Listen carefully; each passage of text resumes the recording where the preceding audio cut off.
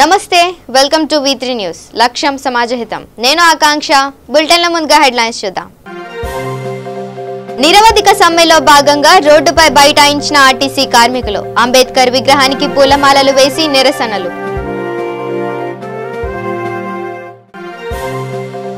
నల్గొండ జిల్లాలో అదుపు తప్పి బోల్తా పడ్డ మినీ డీసీఎం వాహనం 10 మందికి తీవ్ర గాయాలు చికిత్స నిమిత్తం హైదరాబాద్కి తరలింపు కర్నూలు జిల్లా ఎమ్మిగనూరులో 2 విద్యార్థులపై ఉపాధ్యాయుడి దాష్టికం రక్తం వచ్చేలా చితకబాదడంతో తల్లిదండ్రుల ఆగ్రహం పోలీసులకు ఫిర్యాదు సంగారెడ్డి జిల్లా ఆర్టీసీ డిపో వద్ద ఉద్రిక్తత ఎమ్మెల్యే జగ్గారెడ్డిని అరెస్టు చేయడంతో కార్మికుల ఆందోళన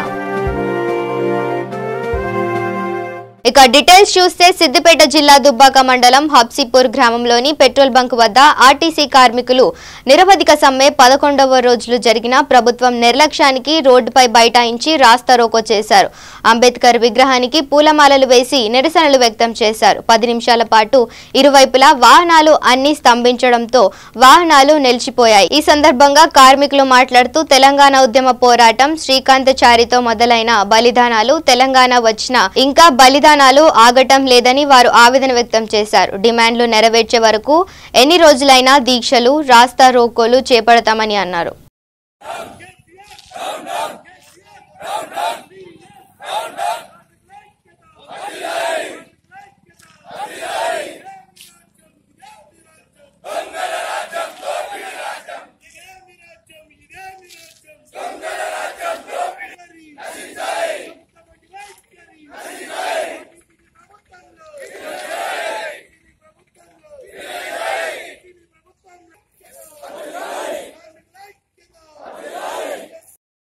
సమ్మె చేయడం జరుగుతుంది సార్ నేను ఒకటే విన్నవించుకుంటున్నా నిన్ననే సార్ మాకు ఒక్క పొగరాని బస్సులు 40 బస్సులు శాంక్షన్ అయినాయి సార్ అందులో కేంద్ర ప్రభుత్వం 1 కోటి రూపాయల సబ్సిడీ ఇచ్చింది సార్ 1 కోటి రూపాయలు స్టేట్ గవర్నమెంట్ సబ్సిడీ ఇచ్చి ఇవాళ ఆర్టీసీకి అద్దెకి ఇచ్చింది సార్ ఆ బస్సులు ఆ 40 బస్సులు మెగా వాళ్ళ పేరు మీద రిజిస్ట్రేషన్ చేయించారు సార్ అలాగే 360 బస్సులకు కూడా మళ్ళీ అగ్రిమెంట్ చేసుకున్నారు సార్ అంటే 40 కోట్లు ఈ రోజు మా ఆర్టీసీ సొమ్మును దోచుకున్న గవర్నమెంట్ మెగా దానికి కూడా నేను హెచ్చరిస్తున్నాను సార్ మరి ఇవాళ మా ఆర్టీసీ ఆస్తులన్నీ దొరల పాలన దొరలకే అంకితం అవుతున్నాయి సార్ ఇవాళ వరంగల్ లో టైర్ గాని దొర నీ ప్రభుత్వం వీటితో అంతమిస్తుంది దొరల ఎందుకట ఈ తెలంగాణ ప్రజలకు ఉన్న అలవాటు ఏంటంటే ఆనాడు నైజాం గవర్నమెంట్ తరిమి కొట్టిన రోజులు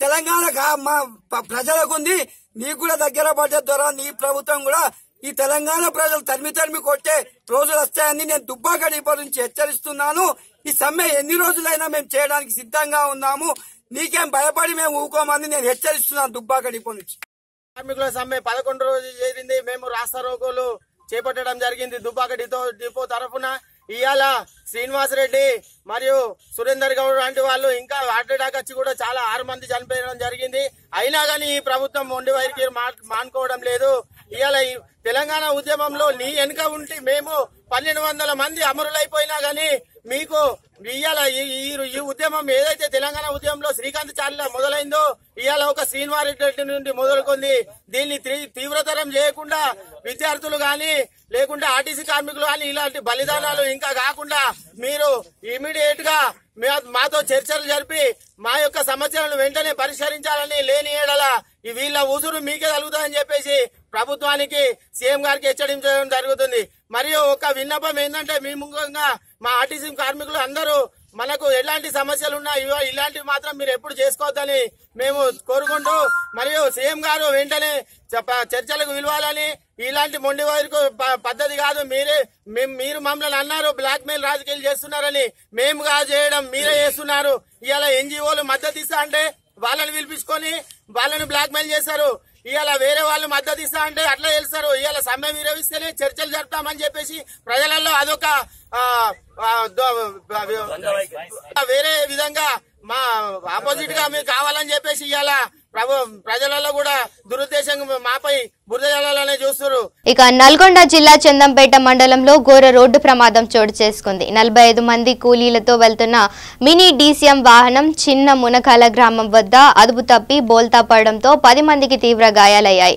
గాయాలైన కూలీలను చికిత్స నిమిత్తం హైదరాబాద్ కు తరలించారు. మిగతా కూలీలను దేవరకొండ ప్రభుత్వ ఆసుపత్రికి తరలించి చికిత్స అందిస్తున్నారు. కొత్తపల్లి గ్రామం నేరేడుగుమ్మ మండలానికి పత్తి తీయుటకు వస్తున్న తరుణంలో నేరేడుగుమ్మ మండలం చిన్న మునగాల గ్రామం వద్ద ఈ ఘటన చోటు చేసుకుంది. గువ్వలగుట్ట బండి చిన్న మునగాల దగ్గర యాక్సిడెంట్.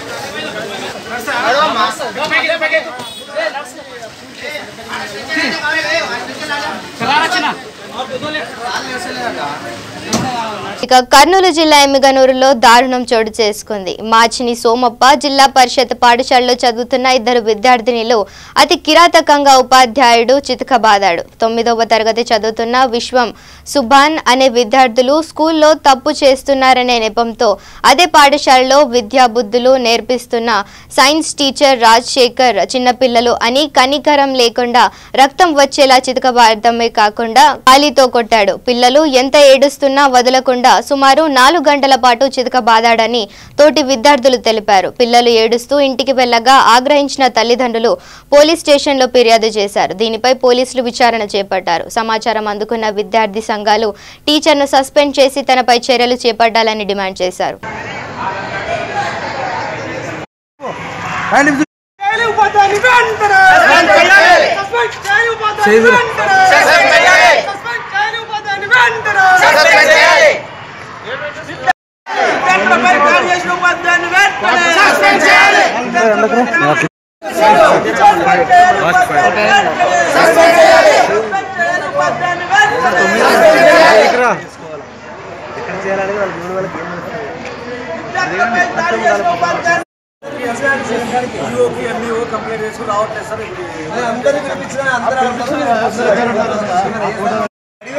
ఎందుకు కొట్టాల్సి వచ్చింది?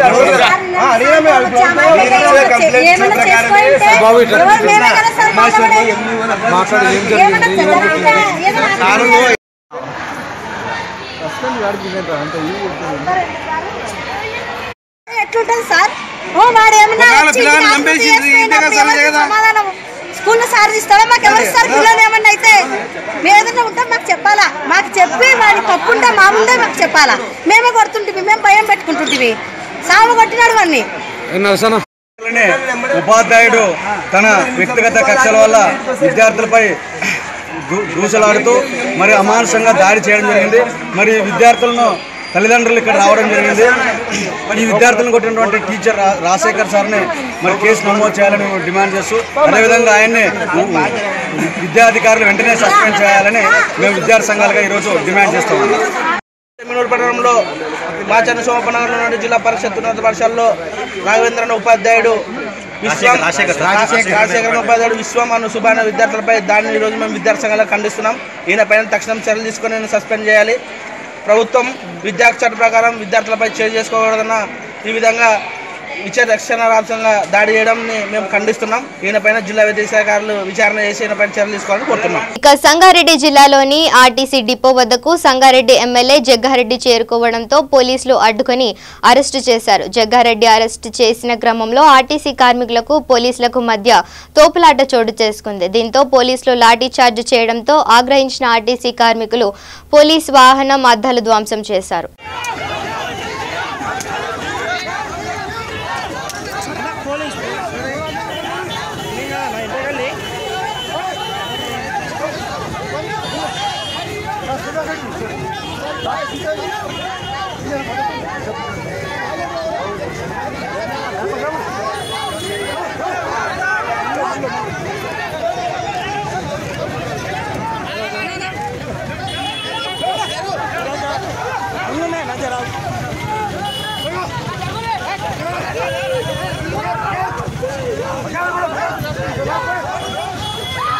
ఇక గాంధీ భవన్ లో రేవంత్ రెడ్డి మీడియా సమావేశం నిర్వహించారు. ఈ సందర్భంగా ఆయన మాట్లాడుతూ కాంగ్రెస్ ఎంపీ 11 రోజులుగా ఆర్టీసీ కార్మికులు సమ్మె చేస్తున్న కార్మికులను తొలగిస్తున్నాం, కొత్త వారిని నియమిస్తాం అని సీఎం అహంకారపూరితంగా మాట్లాడడం సరికాదన్నారు. దీంతో కార్మికులు ఆత్మహత్యలకు పాల్పడ్డారు. అధికార మదంతో సీఎం మాట్లాడుతున్నాడని ఆగ్రహం వ్యక్తం చేశారు. పోలీసులతో కార్మికులపై పెత్తనం చేస్తున్నాడని ఆయన అన్నారు. ఈ నెల 19 లోపు సమస్య పరిష్కరించకుంటే 21న ప్రగతి భవన్ ముట్టడిస్తామని ఆయన హెచ్చరించారు. తెలంగాణ సమాజానికి కేసీఆర్ తప్పుదోవ పట్టించాలని చూస్తున్నాడు. స్పష్టంగా కేసీఆర్ గారు ఒక మాట చెప్పారు. తెలంగాణ రాష్ట్రంలో కేంద్ర ప్రభుత్వ ఉద్యోగులకు సమానంగా జీతభత్యాలు ఇస్తాము, అన్ని రకాల వసతులను ఏర్పాటు చేస్తామని కేసీఆర్ గారు చెప్పారు. కేంద్ర ప్రభుత్వ ఉద్యోగస్తులతో సమానంగా మీరు వసతులు కల్పించాలన్నప్పుడు రాష్ట్రంలో విలీనం చేసుకోకుండా వేరే మార్గం ఏదైనా ఉన్నదా కేసీఆర్ గారిని చెప్పమన్నది నెంబర్ 1. నెంబర్ 2, మొన్నటి వరకు అధికారిక సంఘం ఏదైతుందో తెలంగాణ మజ్దూర్ యూనియన్, దాని గౌరవాధ్యక్షుడు హరీష్ రావు గారు, షబీర్ అలీ గారు, తామూరు రాజనరసింహ గారు కాదు. ఈ రోజు సమ్మెకు చేసి నాయకత్వం వహిస్తున్న ఆర్టీసీ యూనియన్ ఏదైతే ఉందో తెలంగాణ మజ్దూర్ యూనియన్ గౌరవాధ్యక్షుడు హరీష్ రావు గారు, ఈ రోజు మీ అల్లుడు రాష్ట్ర ఆర్థిక మంత్రి గౌరవాధ్యక్షుడుగా ఉన్న సంఘము సమ్మెకు పిలిపించింది. సమ్మెకు పిలిపించిన వాళ్ళను మీరు భర్తనం చేసిన తర్వాత మాత్రమే రాజ్యాంగాన్ని కాపాడాల్సిన కాంగ్రెస్ పార్టీ కార్మికులకు అన్యాయం జరుగుతుంది. చంద్రశేఖరరావు గారు రాజ్యాంగ ఉల్లంఘనకు పాల్పడుతున్నాడు కాబట్టి ప్రధాన ప్రతిపక్షంగా కాంగ్రెస్ పార్టీ స్పందించింది. ఈ రోజు మేము ఏదైతే స్పందిస్తున్నామో చట్టబద్ధత మేము మాట్లాడేదాన్ని. చంద్రశేఖరరావు గారు మాట్లాడుతున్న సెల్ఫ్ డిస్మిస్ అనే పదం అసలు కాన్స్టిట్యూషన్ ఎక్కడ ఉందా? సెల్ఫ్ డిస్మిస్ పేరు మీద చంద్రశేఖరరావు గారు చర్చలు జరపకపోవడం వల్ల వాళ్ళ ఉద్యోగాలు పోయినాయి, వాళ్ళతో చర్చలే లేవు, వాళ్ళకి ఆర్టీసీతో సంబంధం లేదన్నందుకు ఈ రోజు 10 మంది కార్మికులు ఆత్మహత్య చేసుకున్నారు. దీనికి ప్రత్యక్షంగా పరోక్షంగా ప్రభుత్వమే కారణం. అంటే ప్రభుత్వం ఇష్టారాజ్యంగా ఏం చేసినా ప్రధాన ప్రతిపక్షమైన కాంగ్రెస్ పార్టీ స్పందించొద్దని ప్రభుత్వం భావిస్తుందా? అంటే కేసీఆర్ గారు కుక్క చచ్చిపోతే ఫిర్యాదు పెట్టి ఎఫ్ఐఆర్ చేయించిన కేసీఆర్ గారు 10 మంది కార్మికులు చచ్చిపోతే ఎందుకు చర్చల ప్రక్రియ మొదలు పెట్టలేడు? నేను ఒకటే అడుగుతాను, ఈ 50,000 మంది తెలంగాణ బిడ్డలా కాదా? ఈ 57,000 మంది ఉన్నప్పుడు 44 రోజులు ఈ కార్మికులు సకల జనుల సమ్మె చేసి తెలంగాణ సాధించారా లేదా? తెలంగాణ సాధనలో క్రియాశీలక పాత్ర పోషించిన ఆర్టీసీ 44 రోజులు సమ్మె చేసి తెలంగాణను సాధిస్తే ఇవాళ వాళ్ళను బజారున పడేసి చచ్చిపోతుంటే చర్చలు చేయకుండా ప్రగతి భవన్లో చంద్రశేఖరరావు గారు ఏం చేస్తున్నారని నేను అడుగుతున్నా. ముఖ్యమంత్రి గారు బాధ్యత రహితం కాదా ఇది? వారికి బాధ్యత లేదా? 50,000 కుటుంబాలు బజారున పడి 10 మంది ప్రాణాలు పోయినా కూడా నేను చర్చలు చేయనని విస్మించుకో కూర్చున్నాడంటే ఎంత అహంభావంతో, ఎంత అధికారం మదంతో ఈ రాష్ట్ర ముఖ్యమంత్రి గారు వ్యవహరిస్తున్నారో మీకు అర్థం కావడం లేదా? ఇవాళ వాళ్ళు చేసిన తప్పులను కప్పిపుచ్చుకోవడానికి ఈ నెపాలి కాంగ్రెస్ పార్టీ మీద నెట్టాలని చూస్తున్నాడు. నేను అడుగుతున్నా, నిజంగానే చంద్రశేఖరరావు గారి వ్యవహార శైలి సమంజసమైనది అయితే తెలంగాణ ఉద్యమంలో క్రియాశీలక పాత్ర పోషించిన ఈటల రాజేందర్ గారు, హరీష్ రావు గారు, ఇతర ఉద్యమంలో చంద్రశేఖరరావుతో పాటు పనిచేసిన ఏ ఒక్కరు కూడా ఎందుకు ఇప్పుడు చంద్రశేఖరరావు గారు తీసుకుంటున్న నిర్ణయాన్ని సమర్థిస్తలేరు? తెలంగాణ ద్రోహులు ఆనాడు తెలంగాణ వద్దంటే 1,200 మంది విద్యార్థుల చావులకు కారణమైన పువ్వాడ అజయ్, తలసాని శ్రీనివాస్ యాదవ్, ఎర్రబల్లి దయాకర్ రావే ఈ రోజు మళ్ళీ ఈ కార్మికులకు వ్యతిరేకంగా మాట్లాడి వీళ్ళ చావులకు కారణమైంది. ఆనాడు తెలంగాణ ప్రజలకు ద్రోహం చేసిరు, ఈనాడు తెలంగాణ ప్రజలకు ద్రోహం చేస్తున్న వాళ్ళే కేసీఆర్ కండగా నిలబడ్డారు. ఇవాళ కేసీఆర్ మన కేశవరావు గారు మాట్లాడారు, ఏం మాట్లాడిండు మీరు చూడండి. అంటే స్పష్టంగా చంద్రశేఖరరావు గారి నిర్ణయాల మీద మంత్రివర్గంలో చీలికి వచ్చింది. కేసీఆర్ అనుకూలమైన మంత్రులు, కేసీఆర్ వ్యతిరేక మంత్రులు. కేసీఆర్ అనుకూలంగా ఉన్న వాళ్ళంతా తెలంగాణ ద్రోహులు, బీటీ బ్యాచ్. తెలంగాణకు కేసీఆర్ కు వ్యతిరేకంగా ఉన్న వాళ్ళందరూ ఆనాడి కార్మికులతో కలిసి తెలంగాణ ఉద్యమంలో పాల్గొన్న వాళ్ళు. నేను సూటిగా ముఖ్యమంత్రి గారిని ప్రశ్నిస్తున్నా, ఈటల రాజేందర్, హరీష్ రావు గారిని బయటకు వచ్చి నిన్నటి వరకు తెలంగాణ ఉద్యమంలో క్రియాశీలక పాత్ర పోషించిన ఈటల రాజేందర్ గారు, ఆర్టీసీ కార్మిక సంఘానికి గౌరవాధ్యక్షుడిగా ఉన్న హరీష్ రావు గారు బయటకు వచ్చి ఈ కార్మికులు చేసుకున్న డిమాండ్ తప్పు, కార్మికుల సమ్మె తప్పు అని కేసీఆర్ మంత్రివర్గంలో మంత్రులను చెప్పమని 10 రోజులైనా ఈ మంత్రులు బయటికి రాలేదంటేనే స్పష్టంగా కేసీఆర్ తప్పుగా ఉండబోతున్నాడని మంత్రివర్గంలో చీలికొచ్చింది. దీన్ని బట్టి మీరు అర్థం చేసుకోండి. దీన్ని కప్పిపుచ్చుకోవడానికి మాత్రమే కాంగ్రెస్ పార్టీ మీద ఆరోపణ చేస్తున్నాడు. ఇక హైదరాబాద్ గచ్చిబౌలిలో ఫ్యాబ్ ఇండియా అనే షాపింగ్ మాల్ మరో షోరూమ్ ను ఘనంగా ప్రారంభించారు. ఈ సందర్భంగా నిర్వాహకులు అజయ్ కపూర్ మాట్లాడుతూ ఫ్యాబ్ ఇండియా స్టోర్స్ లో స్త్రీలకు పురుషులకు అన్ని రకాల వస్త్రాలు మరియు గృహోపకరణాలు లభించినని అన్నారు. దేశంలో మొత్తం 150 నగరాలలో 319 స్టోర్స్ ఉండగా హైదరాబాద్ లో ఇది 2వ షోరూమ్ అని అజయ్ కపూర్ అన్నారు.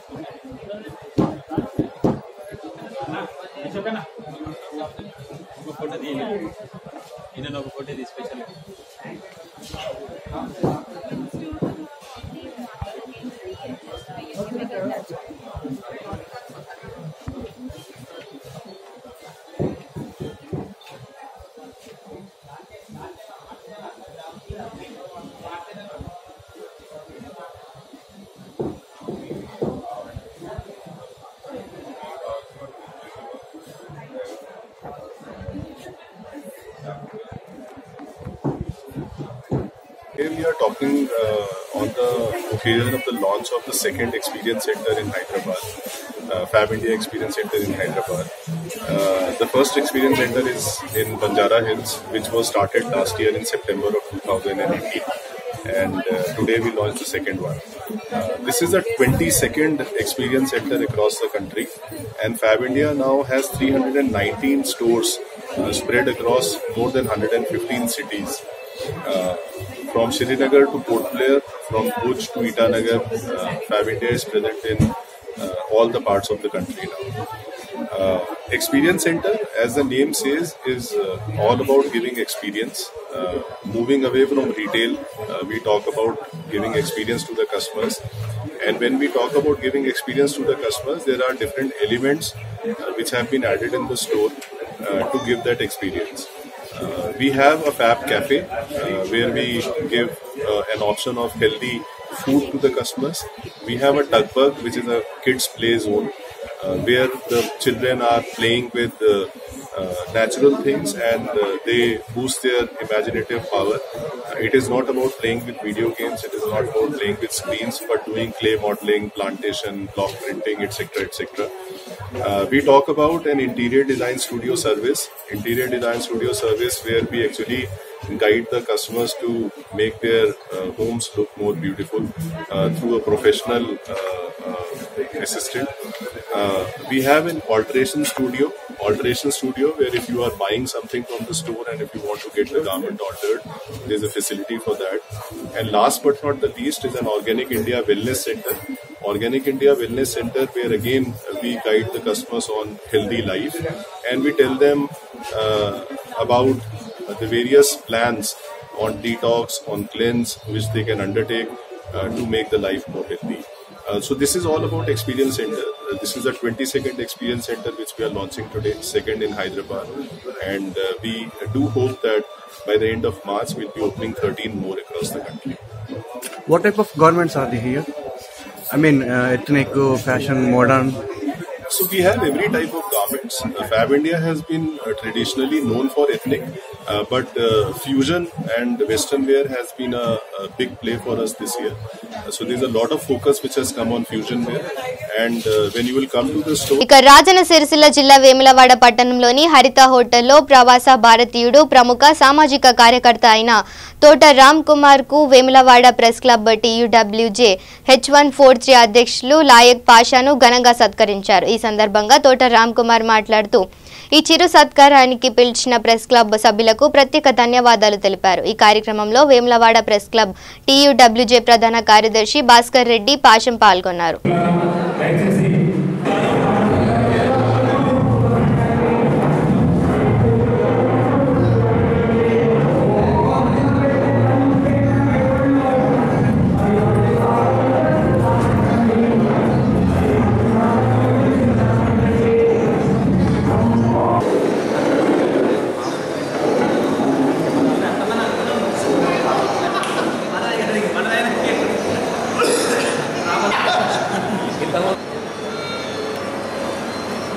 వరకు అవసరం ఇడ్లీ వాళ్ళు పెట్టండి, వడ వరకు అవసరం వడ పెట్టండి, పూరి వరకు అవసరం పూరి పెట్టండి, వాళ్ళకి ఎలా వస్తుందో అది పెట్టండి.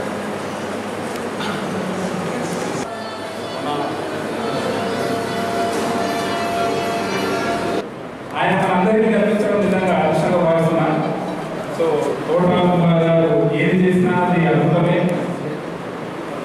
తోటరామకుమార్ గారిని పూర్తిగా మన ప్రాంతంలో ఇంకొక చిన్న విషయం చెప్తే నేను మాట్లాడతాను.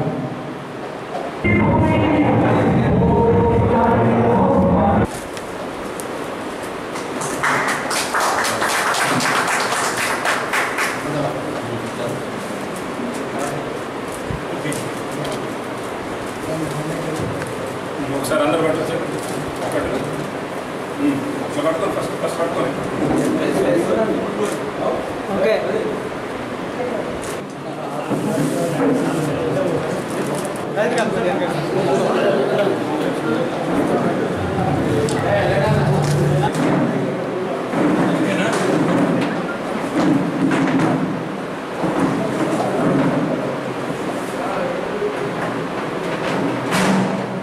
దుబాయ్ నుంచి వేములవాడకు వచ్చి ఎన్నో సేవలు చేయాలని నేను చిన్నప్పుడే ఒక ఎయిమ్ ఉండే, కోరికలు ఉండే. చిన్నప్పుడు గత 30 సంవత్సరాల నుంచి నేను వేములవాడ పోయి దుబాయ్లో బిజినెస్గా గత 15 సంవత్సరాల నుంచి బిజినెస్ చేస్తున్నాను. నా బిజినెస్లో ప్రాఫిటబుల్గా కొంచెం నా గ్రామానికి, నా చుట్టుపల్లెలందరికీ నేను నా స్వయం డబ్బులతోని సేవ చేసుకోవాలని చెప్పేసి ఇదొక నిర్ణయం తీసుకున్నాను. ఎందుకంటే ఎంతోమంది డబ్బులు సంపాదిస్తుండ్రు, ఎంత సంపాదించింది గొప్ప అని కాదు, ఏం చేసింది అన్నది గొప్ప అన్నది మా చిన్నప్పుడు మా డాడీ మమ్మీ చెప్పేవాళ్ళు. స్వార్థపూరిత ఈ సమాజంలో నిస్వార్థంగా సేవ చేస్తానంటూ నేను సైతం మీకోసమని ఈ ప్రాంత ప్రజల సేవలు అందిస్తున్న తోటరామకుమార్ అన్నగారికి ముందుగా నమస్సుమాంజలి. ఈరోజు మా వేములవాడ ప్రెస్ క్లబ్ ఆధ్వర్యంలో తనకు ఆత్మీయ సన్మానం చేయడం జరిగింది. సన్మాన గ్రహీత ఇంకా మున్ముందు ఈ ప్రాంతంలో మరిన్ని అభివృద్ధి కార్యక్రమాలు, సంక్షేమ పథకాలు, సంక్షేమ కార్యక్రమాలు నిర్వహిస్తారని ఆయనకు మేము ముందుండి ఒక సూచికలాగా పనిచేస్తామనే ఉద్దేశంతో పిలిచి సన్మానం చేయడం జరిగింది. ఇక యాదాద్రి భువనగిరి జిల్లా చౌటుప్పల్లోని ఆర్టీసీ కార్మికుల సమ్మెకు బీజేపీ రాష్ట్ర కార్యవర్గ సభ్యులు దూడల భిక్షం గౌడ్ మద్దతు తెలిపారు. ఈ కార్యక్రమంలో RTC medical department Pushpa, BJP జిల్లా కార్యదర్శి బత్తుల జంగయ్య గౌడ్ వారికి పూర్తి మద్దతు ఇవ్వడం జరిగింది.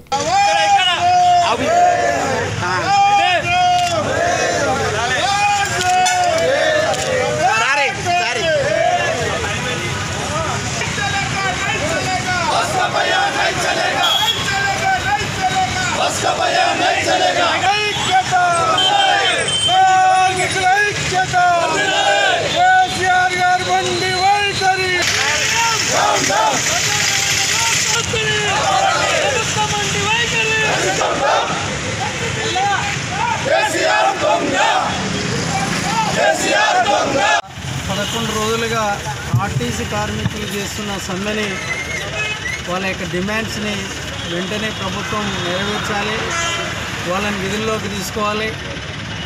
ఇంత ఉధృతంగా సమ్మె జరుగుతుంటే కూడా చీమకు నీరెత్తినట్టు, అంటే చీమ కుట్టినట్టు కూడా లేకపోవడము ఈ కేసీఆర్కు ఈ విధంగా చేయడం.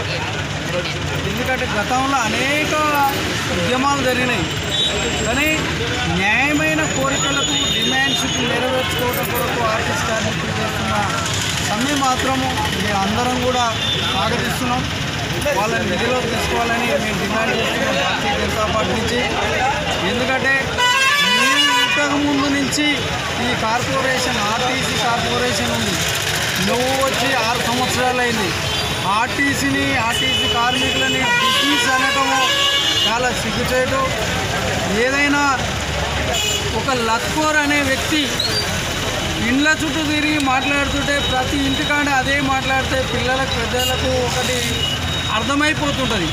కానీ అట్లాంటి లత్కోర్ మాటల కన్నా వినూత్న రీతులుగా రోజుకో తీరుగా మాట్లాడటం చాలా సిగ్గుచేటు.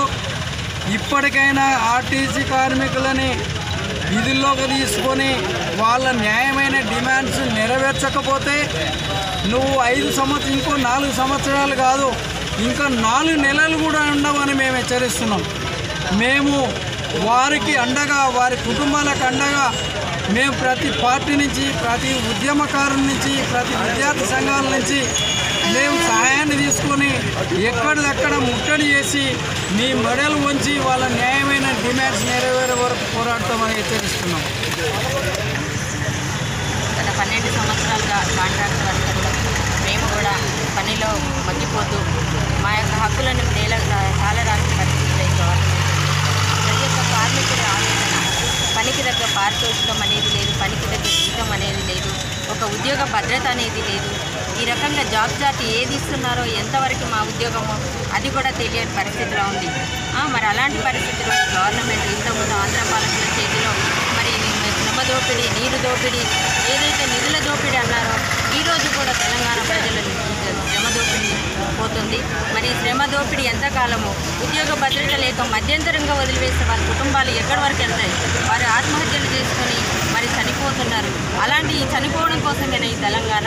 ఇక సిద్దిపేట జిల్లా దుబ్బాక మండల కేంద్రంలోని స్థానిక నీలకంఠ ఫంక్షన్ హాల్లో బీజేపీ అధికార ప్రతినిధి రఘునందన్ రావు హాజరయ్యారు. ఈ సందర్భంగా ఆయన మాట్లాడుతూ గాంధీ సంకల్ప యాత్ర అక్టోబర్ 22వ తారీఖు నుంచి నవంబర్ 5వ తేదీ వరకు సిద్దిపేట నుంచి సంగారెడ్డి వరకు గాంధీ సంకల్ప యాత్ర ఉంటుందని అన్నారు. నరేంద్ర మోదీ నాయకత్వంలో గాంధీ కలలుగన్న కలలు నెరవేర్చాలనే ఉద్దేశంతో ఈ పాదయాత్రను నిర్వహిస్తున్నామని అన్నారు. ఒప్పుకుందాం, వాళ్ళు కూడా వేయేస్తారని అనుకుందాం. కానీ ఇది ఎట్లుంటుంది అంటే రాజుగారి కొడుకు పెళ్లి లాగుంటుంది. ఆ సిరిపేటలో 1000 మంది వస్తారు. దుబ్బాక అదృష్టం ఏంటంటే దుబ్బాకలో భారతీయ జనతా పార్టీలో పనిచేస్తున్న 190 మంది 50 మేరకు అక్టోబర్ 22వ తారీఖు నుంచి నవంబర్ 5వ తేదీ వరకు సిద్దిపేట నుండి సంగారెడ్డి వరకు గాంధీ సంకల్ప యాత్ర పేరిట మెదక్ పార్లమెంటు పరిధిలో 7 అసెంబ్లీ నియోజకవర్గాలని కవర్ చేస్తూ 15 రోజుల పాటు గాంధీ సంకల్ప యాత్రకి ఈ నెల 22వ తారీఖు ఉదయం 9 గంటలకు సిద్దిపేటలో ఉన్నటువంటి వెంకటేశ్వర దేవస్థానం వద్ద పూజలు చేసి ఈ యాత్ర ప్రారంభమవుతా ఉంది. సిద్దిపేట, దుబ్బాక, మెదక్ 3 అసెంబ్లీ నియోజకవర్గాల తర్వాత దీపావళికి 3 రోజుల విరామం తీసుకుని తర్వాత 4 అసెంబ్లీ నియోజకవర్గాలకు సంబంధించినటువంటి ఈ పాదయాత్ర కొనసాగుతుంది. మొత్తం 12 రోజుల పాటు దాదాపు 218 కిలోమీటర్లు సిద్దిపేట నుంచి సంగారెడ్డి వరకు గాంధీ సంకల్ప యాత్ర నిర్వహించడం జరుగుతా ఉంది.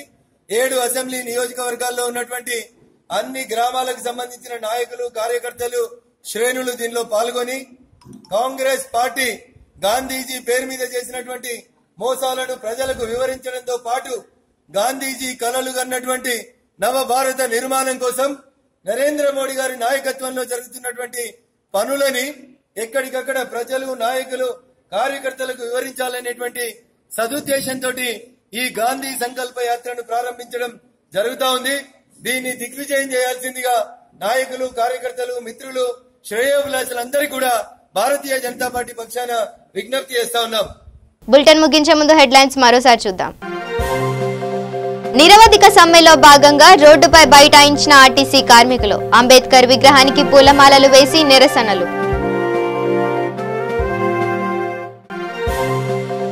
నల్గొండ జిల్లాలో అదుపు తప్పి బోల్తా పడ్డ మినీ డీసీఎం వాహనం, 10 మందికి తీవ్ర గాయాలు, చికిత్స నిమిత్తం హైదరాబాద్ కి తరలింపు. కర్నూలు జిల్లా ఎమ్మిగనూరులో 2 విద్యార్థులపై ఉపాధ్యాయుడి దాష్టికం, రక్తం వచ్చేలా చితకబాదడంతో తల్లిదండ్రుల ఆగ్రహం, పోలీసులకు ఫిర్యాదు.